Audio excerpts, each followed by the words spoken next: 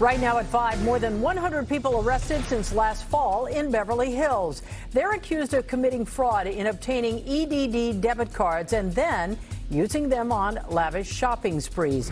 Well, tonight the I-Team investigates a gap in the legal process. Good evening, everyone. I'm Colleen Williams. And I'm Kathy Barra in for Chuck Henry tonight. So why have none of the people arrested been charged?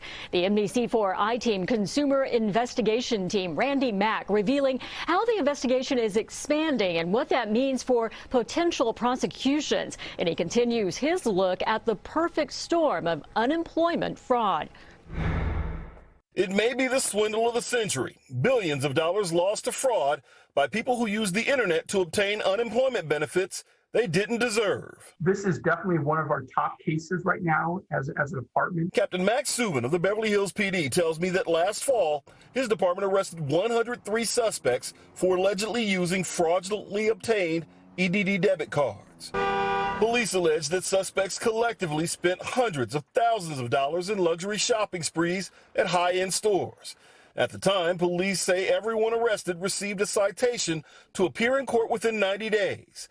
That hasn't happened. Right now, the cases have not been submitted or reviewed by the LA County District Attorney. They are currently being reviewed by the federal government, the IRS. The IRS has adopted Beverly Hills' case. It's now the jurisdiction of the federal court system, not state charges.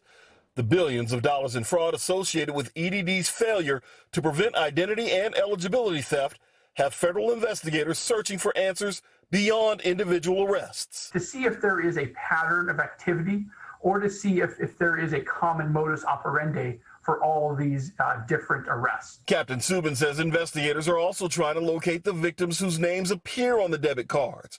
All of the victims could face tax burdens for benefits paid in their name as a result of fraud. We have to find out who these people are.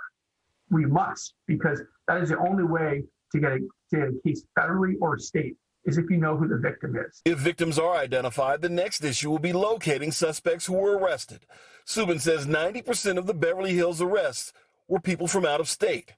If there is a temporary silver lining to the pace of seeking justice in this case, it's that since those arrests and accounts of the rampant fraud of unemployment benefits have gone public, the shopping sprees have stopped. Once the scheme was identified, the faucet was in essence turned off.